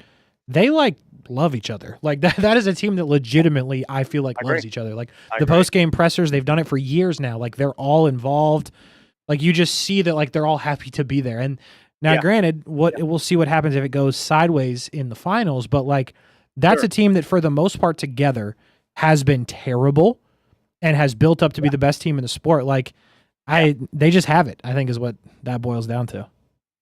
And gosh darn, man, I've known this, but really, when you sit down and watch Gilgeous-Alexander, I mean, he's probably the best player in the league. I mean, he is a handful. He can beat you from 25 feet out behind the line, 26 feet out. He's long. He's quick as a cat. He drives by you, and then all you can do is foul him. Man, is he the best going in the league? I mean, he's the MVP. He's the MVP. I think he would be super hard pressed, and I know that age would be a big factor here. But like, take that out. If I had to win a basketball game, I would still probably take Jokic, just because of everything he does. But I mean, SGA is right there because, again, SGA plays defense, or a guy like Luka. Like, you could pick Luka in this scenario. He don't play defense. And Joker plays some defense. So I would still lean Jokic, but like, the gap has closed, in my opinion, significantly where it wasn't when last I watch SGA, when I watch him play, though, and don't let this be a duh, but like last night, when the ball was in his hands in the offensive half court, the only way I didn't think he was going to score is the ball just didn't go in the basket. You know? And I know that's dumb, but you know what I mean? It wasn't like the defense. kind of like Jordan. I mean, it wasn't like anybody D'd him up. The ball just didn't go in. The layup rolled out or the shot rimmed out. I mean, it looks like he can score at will in the half court. Yeah, and he's done it so much that you feel like it's just going to happen, to your point. Like, until it doesn't happen, you feel like, yeah, he's probably making a shot here, and that's special. Yes. There's no doubt. Definitely. I don't know where to go, and I don't have any hard rock on it, and I don't think I'm going to do it tonight. I don't know where to go tonight. Do you have a feel for tonight's Eastern Conference? You know, it could end. It's back in New York, right? Indiana's better. Before you answer that, General, you said Karl Anthony Towns a couple times, and you know where he's at now. Man, he's turned into a good player, hasn't he? He's a load, man. He's a good player. He is. Yeah, no, I think he's really good. I was confused when Minnesota got rid of him and made that decision. I thought it was a good move by the Knicks to bring him in. He's been good for them. He's really gritty. We talked about this earlier too. Like he's giving it 100% all the time. He's hurt. You can see it, and he's out there still giving everything he's got. And yeah, he's a really, really quality player. It kills me looking at some of the guys. Karl Anthony Towns, even though Julius Randle is well down the hill of his career, a guy like Julius Randle, Karl Anthony Towns, coincidentally, both Kentucky guys, right? And when they were in college, obviously I saw them a ton. They were in the SEC, but I mean, those two guys, just using them as examples. John Calipari, Kentucky fan, would have cringed if either one of those guys started loading up from the three-point line, even the college line. But damn, these guys, these big guys, Julius Randle with that left-handed shot, he used to be in college. He was a 5 feet, 6 feet from the basket guy. He wasn't a deep shooting guy. Where the hell how do these guys these big guys turn into such good shooters? Evolution, man. Evolution of the game. You got to be able to shoot, or you're not going to get paid like that. Like the rebounders, they have a niche and they get paid. Don't get me wrong, very well. But if you're a big guy that can hit some shots from time to time, you don't got to shoot like Steph Curry, but if you can knock some down more times than not, that's another 10 to 15 million. Yeah, I mean, you're going to get paid. It just amazes me. And what it does for the NBA game, as you know, and people that follow the NBA much better than me, what it's done the last 10 to 15 years, basically everybody can shoot. It's rare that a guy on an NBA floor is just a bricklayer. They all can shoot. And what that does is you have to play man-to-man. You can't play zone. They would just camp out at the right, and they would kill you. So you have to play man-to-man, but everybody can shoot. So everybody on offense spaces away from each other. So there's a lot of space on even though it's a court with these guys, it opens up space because if I'm guarding you, Casey, and I know you can make a 24-footer, I've got to follow you out at 24 feet. So it's not the old, 9 guys crammed into the lane like the old days. Oh, yeah. It's like it's the thought of why is there always open threes? Because there's plenty of space because your 4 and 5s now can hit it from out there. So you got to space it out. And it's like people get frustrated about the open threes in the NBA. It's like there ain't nothing that's going to change that because at this point, centers can realistically make a three. Like you got to defend it. Chet Holmgren made the first basket last night, 7'3", drills a three. He go. Drills a three-pointer. Hell, Wemby, before he gets hurt, Wemby at 7'4" makes it. And then the guys, the NBA guys, they all can shoot. They all go out. Their defenders have to follow them. And then they're in perpetual motion. They're all moving and so I don't know, man. Part of me wants to say, damn, the NBA's turned into a three-point shooting contest. But then when you watch it, you go, why wouldn't it? Three is better than two, and a bunch of your guys can make three. Basic math. I don't know who wins tonight. Where are you? I don't know where I'm leaning tonight. Does it end tonight in the East, or does it go back to Indiana? I don't know. I'd like to see the Knicks win. I think they'll get a bump from being in the Garden. It better. I mean, they better show up because it's not been good most of the series. Like they can't keep playing this basketball where they're down 12 to 15 at any given time. Like No. they got to get a lead and they got to defend. And I tend to think they will do that. Maybe that's just me being hopeful, but I mean, I hope it doesn't end tonight. Indiana's better. Indiana's better, right? And they're deeper. Yeah, they're clearly better. What a kick in the teeth, though, if you're a Knicks fan, right? The Knicks knocked out Boston, right? Oh yeah, they beat the brakes off them. Yeah, beat the brakes off. But now there was an injury involved, but I mean, they I think they might have still won that thing. Oh, they would have 100%. But how ironic, man! If you're a Knicks fan, you go, damn. You knock off the defending champions, and that's been your nemesis. You know, everybody's nemesis, but your nemesis. You knock them off, and then you can't still take the next step. Yeah, you're like frustrating.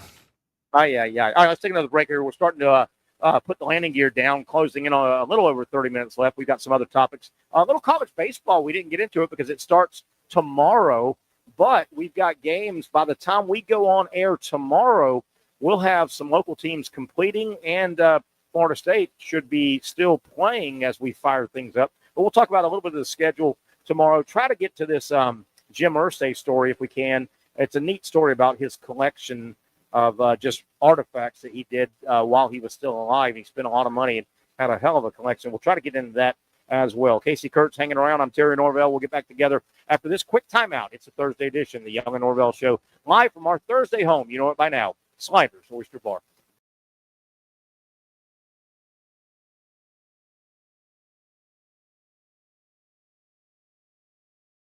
Finally, a family atmosphere, kid-friendly restaurant with a real sports bar feel. Rick's Jack's Beach features all of that and a large, climate-controlled covered patio with misting fans and heaters for all seasons. Mix in an extremely diverse menu that features the most quality and affordable steak at the beach, and there's no reason not to enjoy your next lunch, dinner, happy hour, or big sporting event at Rick's Jack's Beach, 300 2nd Street North in Jacksonville Beach. See you at Rick's Jack's Beach.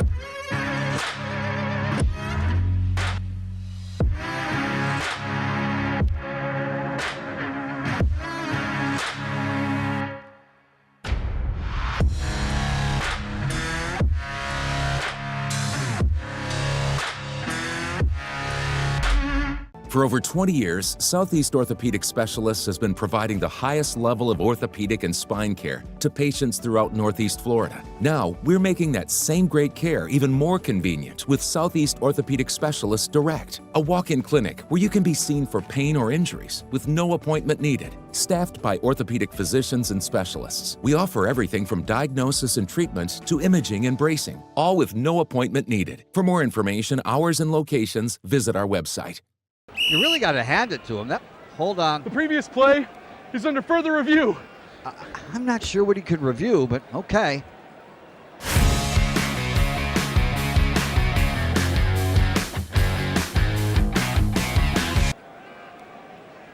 Sure has been a while.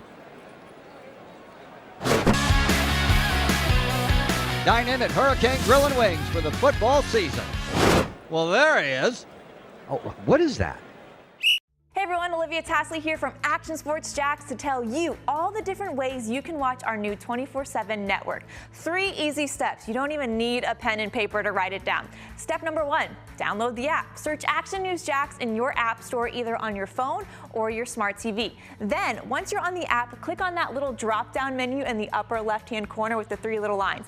That'll show you these options, and boom, right here, click Action Sports Jacks 24/7, and you will be brought to our continuous stream channel. That app can be accessed through all these different platforms, whether you have Roku, Fire TV, Smart TV, Apple TV, or Google TV. You can find our app. Now, if you don't have access to the app, don't worry. We still got you covered. We're across all social media platforms from Facebook, Instagram, X, YouTube, Twitch. We have a podcast channel. Plus, check out our short reels on our TikTok. Action Sports Jacks 24/7. It's on all the time and everywhere. Summertime means sizzling sales at Nimnik Buick GMC. The #1 Buick GMC dealer in Jacksonville has lots of inventory to choose from with their best price guarantee. Nimnik never charges above MSRP. You can save up to $10,000 off select new GMC Sierras or get rates as low as 1.9%. You know I'm a truck guy. GMC Sierra, my trim level is an SLT. This one's an Elevation. Pretty good looking color as well. So here at Nimnik Buick GMC, you have a lot to pick from. My father-in-law, he drives this, an Enclave, so I feel like that GMC in the family. 2025 is coming around the corner, which means it's almost time to close out those 2024s this summer. You can schedule a test drive at NimnikBuickGMC.com. And while you're there, check your trade value and customize your payment options. Nimnik is there for you, even on Sundays. Visit the showroom on Phillips Highway or shop online at NimnikBuickGMC.com. Nimnik, your friends in the car business since 1941. GMC, we are professional grade. Developing story out in Oklahoma City. Earlier today, Florida got knocked off by Texas. That was a bit of a seed upset. Texas, 3 home runs, solo home runs. They knocked off the Gators, so Florida's got a tough road to hoe. They are now moving on into the losers bracket. They will take on the loser of the current game going on, Oklahoma, the 4-time defending college softball national champion. They're taking on Tennessee. Right now, bottom of the 7th, Tennessee is trying to hold on and finish this game off. Tennessee leads 3-1. We'll track that. If that holds, there's a ground ball, gets up the middle. Tennessee still hasn't closed out Oklahoma. Oklahoma showing the heart of a champion. If this was to hold, though, Florida would, their next game out in Oklahoma City, the Gators would take on Oklahoma if this game holds in an elimination game. And that's tough. That's tough, but you got to stay alive. Tennessee then would move on to take on Texas. Tennessee is the 7 national seed. There's 8 teams left. 8 teams made it out, and they get seeded. Tennessee's the 7 seed, Oklahoma the 2 seed. So we could have back-to-back seeded upsets in the Women's College World Series, and we'll track that game as we go. Meeting on the mound, Oklahoma has a little noise going on right now. A couple of some base runners and trying to stay alive. Again, bottom of the 7th inning, Oklahoma, the home team, trailing Tennessee 3-1, 2 out, runners at first and third as the balls are trying to close.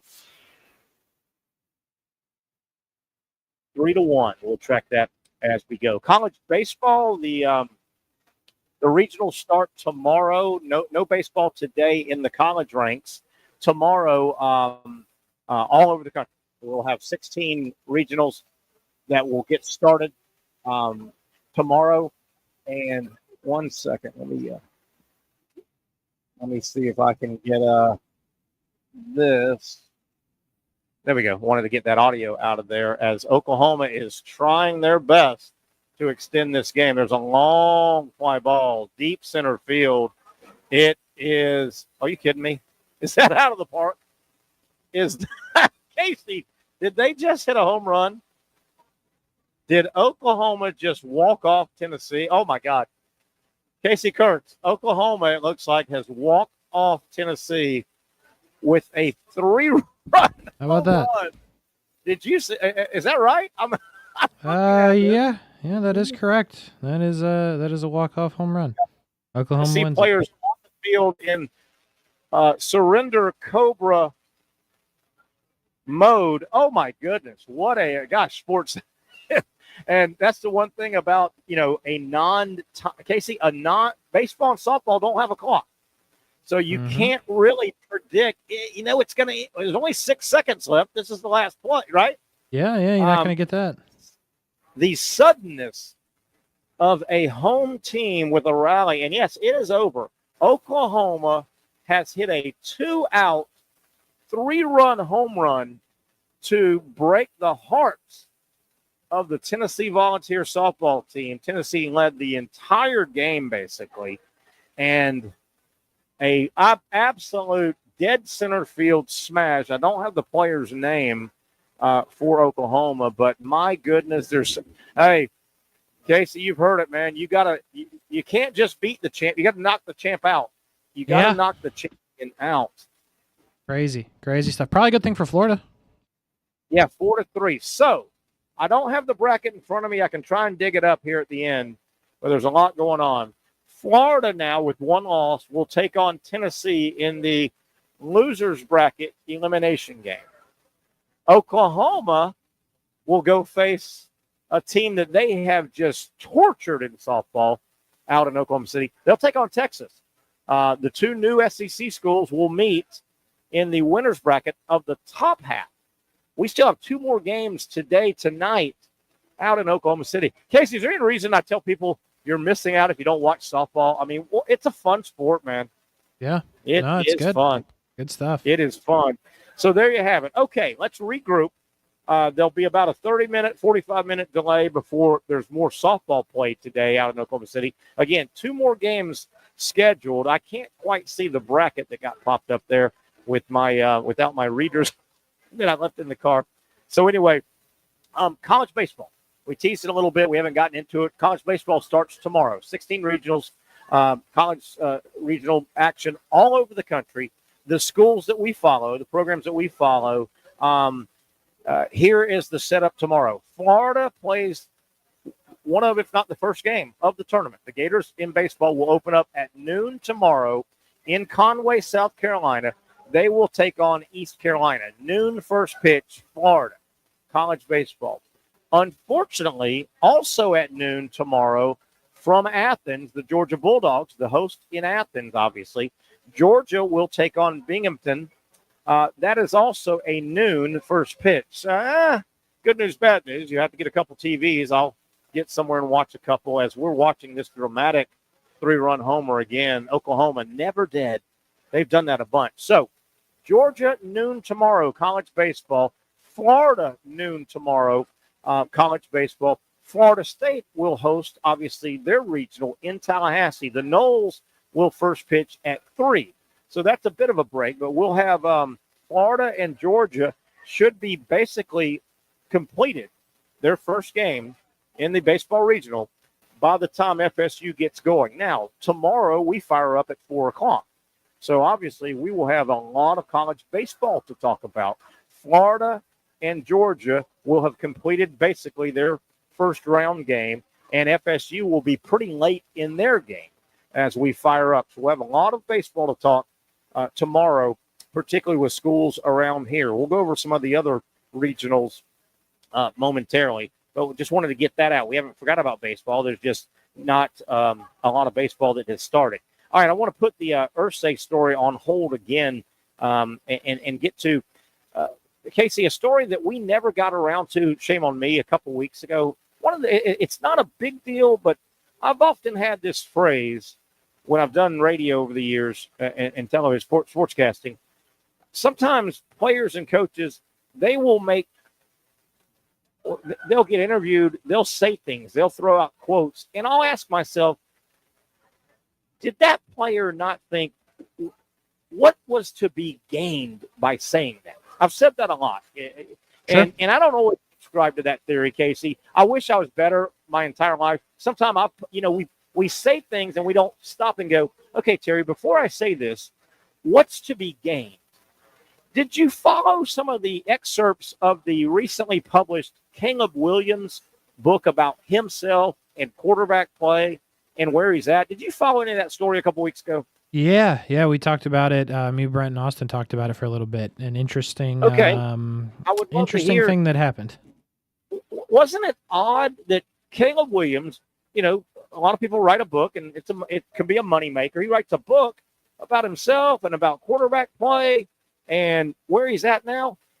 And Casey, why would Caleb Williams come out and say, or why would some of his handlers not grab him and say, why do you want to say that you and your dad almost tried to manipulate? You didn't want to be a Bear. Yeah, he didn't want to be a Bear, and they tried to they were considering pulling an Eli Manning, yeah. Yeah, and kind of trying to manipulate because they were saying, we don't want to go to Chicago. What would you fathom if you're Caleb Williams and or his father and or any of his handlers? How could you fathom that would be a good thing to say. You are signed with the Bears for multiple years. Why would you say that? Yeah, probably something that, again, we thought the same thing. Like, it just probably didn't need to be said or written or whatever. Like, you can think it, that's whatever. But yeah, you can't, after you've been there and played a season and you live there, I feel like you can let that get out. Whether you thought it was a good idea to put out a year prior, it's no longer a good idea. You need to put a stop to something like that. But totally agree. Yeah, it was a really, really weird situation. And, you know, it's something that was somewhat speculated while this all was happening in terms of Caleb in the draft process. Like, people thought he was going to pull something like that. He did not. He ended up not doing it. And he documents that he fell in love with Chicago and all of that and the coaching staff and what they were telling him. But it's kind of crazy that it sounds like it was close. It was maybe closer than we all thought, even though a lot of people in the media thought it was somewhat close. Yeah. And man, you just step back and you go, you know, he did end up getting drafted, obviously won, and goes to the Bears, and barring something wacky, he's got to be there another couple of years, right? His first contract. Definitely, 100%. I mean, so why come out and you can't tell? Obviously, I don't have my hand on the pulse of the Chicago area Bear fan, but I got to believe that rubbed a lot of fans wrong, wouldn't you think? I would, yeah. I would believe that to be true. And for really nothing. Like, this didn't have to be a story. You made it a story and just not a good situation. Now, I will say all's forgiven if you go out there and throw touchdowns. I guess. But if you don't, this is going to come back into conversation. Don't you think? Yeah, definitely. Don't you think you just opened yourself up for, well, you never wanted to be here. What are you dogging it? Are you trying to get out of town? You know? Yep. I don't know. I thought that was just when it happened, and we didn't quite get to it a lot on this show, and I've been carrying this topic. I'm like, man, this made no sense at all to me. I want to go over some of these baseball regionals real quick to kind of freshen people up. Who's hosting some of our SEC schools, ACC. We talked about Florida on the road in Conway. That regional is being hosted by Coastal Carolina. I like Florida's draw. I'm not saying they're just going to roll through it, but I like their draw. I thought it could have been a lot worse. I kind of thought they might go to Florida State, but Florida State did not finish the season hot enough. Casey, we talked at one point 2 weeks ago, it looked like Florida State was going to be a 2 or 3 national seed. And I thought to myself, well, they're not being that highly regarded. They're not going to send a red hot Florida as the number 2. Well, FSU fell down to a 9. But Florida still doesn't go to I could have seen Florida going there now because they went to a 9 seed, but they didn't. Have you had a chance to look at baseball? I think Florida's in a pretty good spot. East Carolina plays good baseball. They haven't been dominant this year. Coastal Carolina has won a baseball title years ago, but they're not exactly a blue blood. I like Florida's. You got to get that first game, but I like their draw so far. Yeah, I think it's a good situation for them. I mean, I would not have picked Tallahassee. I don't care what the national seed is for the Seminoles because I think they're very good and they can go out and rout you any given time. So I'm glad Florida didn't get that draw. And, yeah, I think they're in a good spot. Winnable games for sure. Playing their best ball at the right time. The thing that sucks for Florida is you've now been off for over a week, which is never good for baseball, but I guess most teams have. But Florida was super hot going into that break. You kind of wish they could have played right away. Yeah, I'm with you. I'm with you. I don't like the big break. Baseball's just not that. It's not football. You take weeks off normally. And I'll start beating this drum, and I think Trenton Torsia, my baseball buddy that will come on a bunch with us during these playoffs, he beats the same drum. I say this every year. I think the college baseball postseason drags on too long. I think it's the conference tournaments. Gosh darn, man, these teams that made it into the weekend and all felt like they played a million games. Right. But I think, the regionals, then the super regionals, and then the way they've reformatted about 15 years ago, the College World Series out in Omaha, that goes on too long. And Lord knows, I love college baseball. The College Baseball World Series, when you get those final 8 teams, because it's 2 separate 4-team brackets, double elimination until the championship series, and then still that thing drags on too long. I think it goes on. It's a good 10, 11, 12 days. I think that's way too long, Casey.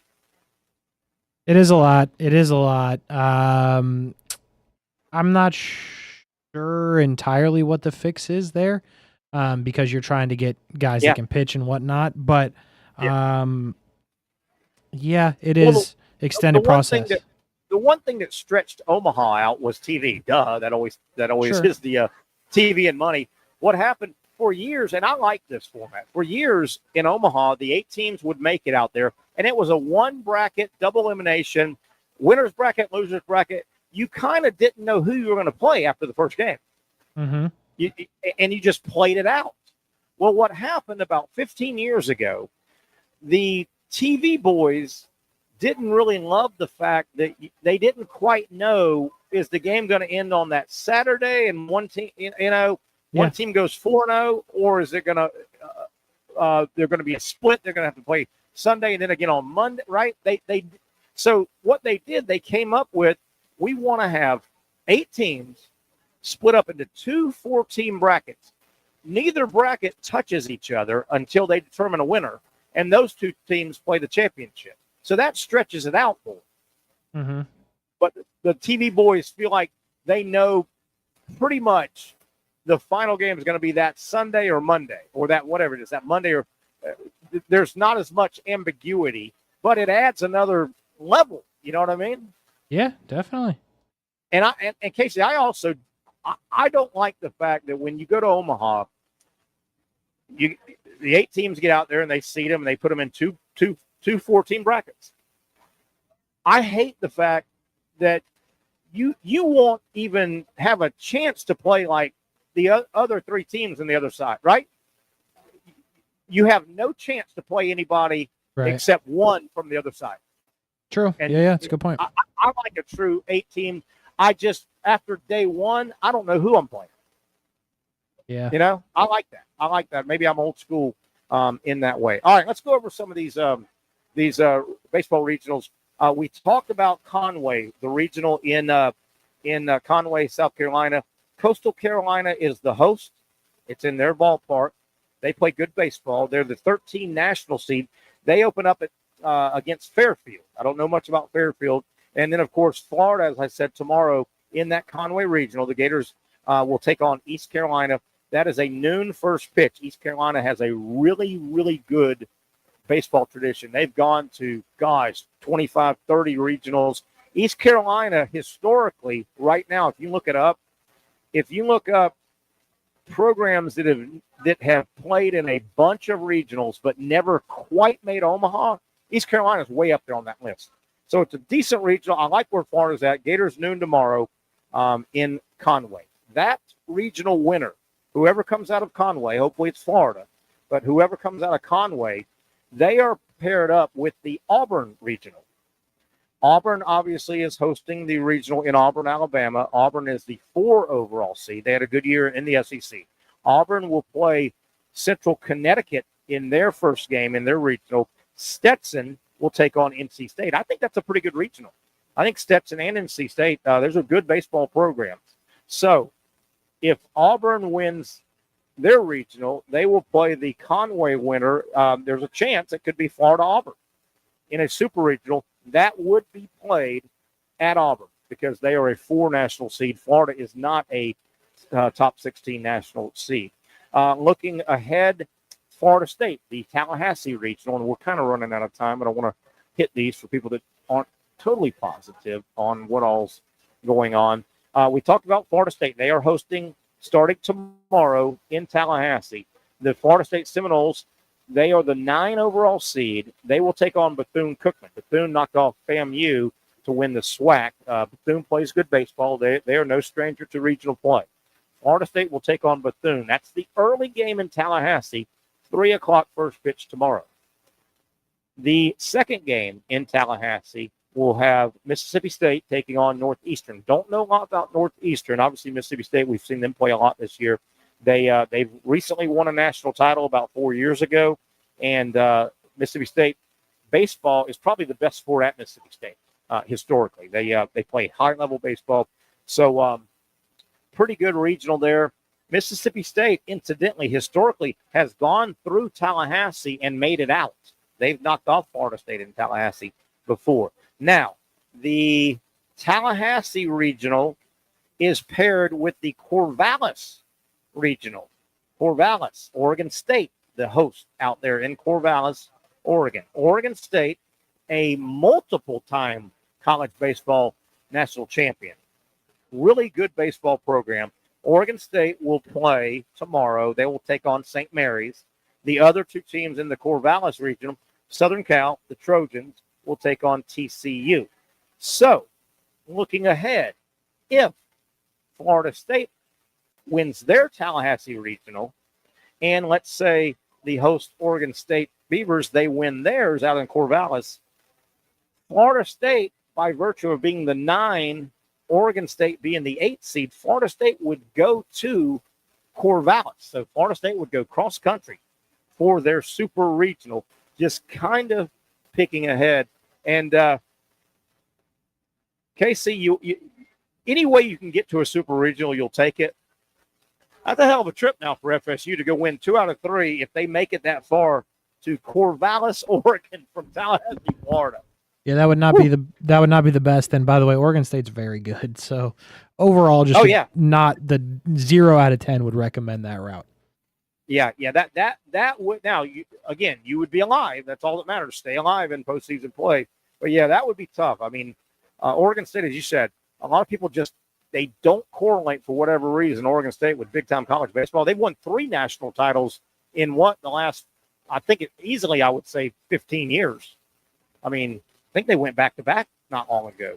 Oregon State, good baseball. Now, let's do the same thing with the Athens Regional for our Georgia fans and other SEC fans. Georgia, the Bulldogs, second year in a row, they've had a nice season. They are 42-15. They finished in the upper third of the SEC. Georgia, the 7 overall national seed. The Bulldogs will, of course, host in Athens. They will take on tomorrow Binghamton. Don't know much about Binghamton, 29-24. I'm assuming, obviously, they had to have won their conference tournament and got the auto bid. That doesn't, 29-24 in a smaller conference doesn't afford you an at-large bid, I don't think. So Georgia tomorrow at noon will take on Binghamton, and then they will watch the second game in Athens. And I think this is a pretty tough regional as well. Oklahoma State, a really good historic baseball program, in the second game in Athens will take on Duke. Duke has really, really, really had a resurgence in college baseball. Their last 5 or 6 years, they play really good baseball out of the ACC. Duke, historically, not that long ago, went into Athens in a super, if I remember right, and knocked off Georgia in Athens in a super regional not that long ago. So Duke, Oklahoma State, Georgia, and Binghamton in the Athens Regional. Georgia kicks things off tomorrow at noon, same time as Florida. So you need to double dip. Now, the Athens Regional is paired up with the Oxford, Mississippi Regional. So we could have another situation with 2 SEC teams getting together in a super regional. The Oxford Regional, and incidentally, Ole Miss is a lot like Florida. They knocked out Florida in the SEC in a pretty good game. Pitchers duel 3-1. These 2 teams are playing good baseball, Ole Miss and Florida right now. Ole Miss made it all the way. Didn't they make the championship game? Yeah, they made the SEC championship game. I think Vandy knocked them off. But Ole Miss, of course, in Oxford will host their regional. They're paired up with Athens. Ole Miss tomorrow will be the night game. They'll take on Murray State. The other game in Oxford, Western Kentucky, will battle Georgia Tech. Georgia Tech's had a good year. Georgia Tech, many people thought they may get a regional in Atlanta. They kind of faltered in the tournament, the ACC tournament, but Georgia Tech, by percentage points, by winning percentage, Georgia Tech won the Atlantic Coast Conference regular season. So they are a little bit ticked off they're not hosting, but they didn't play great in the conference tournament. So Oxford and Athens are paired together, and they could have a and again, that would be in Athens. If it held, if Georgia won their regional and Ole Miss won their regional, the 2 hosts, that would have a super regional right there in Athens because of the 7 seed Georgia would trump the 10 seed Ole Miss. All right, there you have it. Let's start wrapping things up here. Let me see if I can get my counter here. We've got a lot of stuff going on. Incidentally, Major League Baseball, the big story for our people around here, doubleheader today, Braves at the Phillies. They played the first one. It's kind of a split doubleheader. 1:05 first pitch earlier today. The Braves lose the first game 5-4. The second game, I think, is scheduled for about a 6:05 first pitch. So the Braves right now, as we sit, the Braves trail Philadelphia in the division race by 10.5 games. 10.5 games. Biggest deficit, right, Casey? They haven't been down by any more than that so far this year, right? No, it's hard to be down more than 10 games in May, in fairness. I know. Unless you're the Rockies. But 50 in, yeah. So the Braves right now, 10 games behind the division leader. Still a long way to go.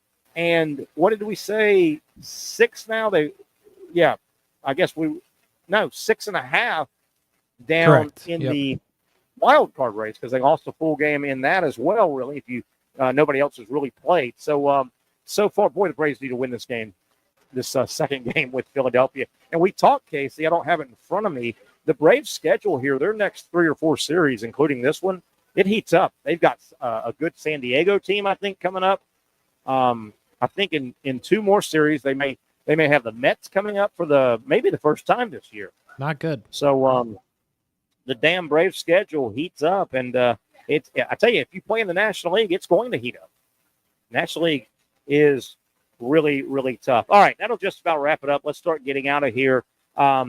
We hope to have some SEC meetings, news and notes with Brent Beard tomorrow. Brent will join us as he does on Fridays. I also wanted to get into, we kind of ran out of time, with all the power brokers meeting 3 days this week, 3, maybe 4 days out in Destin, the SEC meetings, not the media days. These are the meetings where the presidents show up, the athletic directors show up, and basically every coach that's not coaching a sport still active, they all show up. I'm going to ask Brent this tomorrow, but, man, I would think some back room, hey, let's don't announce this, but, hey, after everybody has dinner, let's meet in the brandy room, close it off. I wish these power brokers in the SEC would start at least talking about, guys, the inevitable is going to happen. There's going to be 2 super conferences. Let's start brainstorming how our side of these 2 super conferences are going to look. I think that really needs to happen in the next, 5 years probably is too hopeful. But I hope some of these power brokers, and there's TV guys there as well, I hope they've started at least discussing, because that's where it's going. It's got to go there. It's got to go there. It's going to take years, but it'll be here quicker if they get started sooner, if you know what I mean. All right, that'll wrap it up. Had a fun show. Hope you enjoy it. Gators lose today in softball. Braves lose the first game of a doubleheader to Philadelphia. First pitch, second game around 6:05. College baseball gets going tomorrow with regional action. Gators at noon, Bulldogs at noon, Seminoles at 3. We'll talk about all those games and a lot more tomorrow in the next edition of the Young and Norvelle Show. Thanks to Sliders Oyster Bar. We'll talk tomorrow right here at 4 o'clock.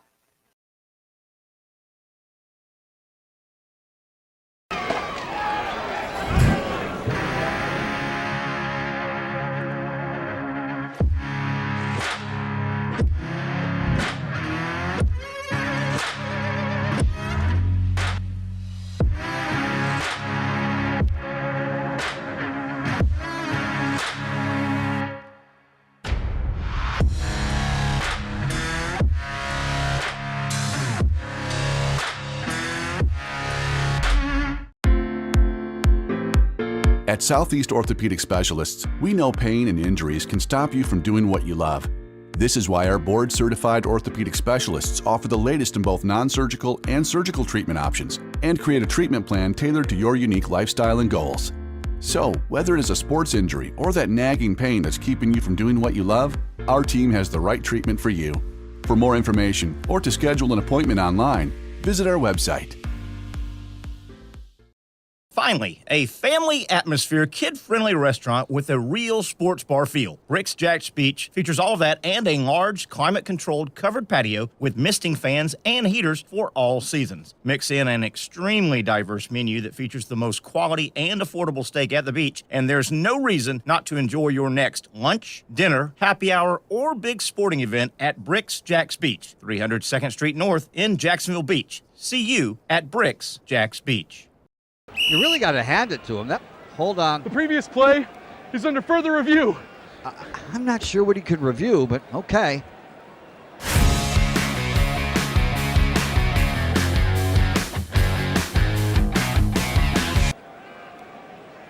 Sure has been a while. Dine in at Hurricane Grill and Wings for the football season.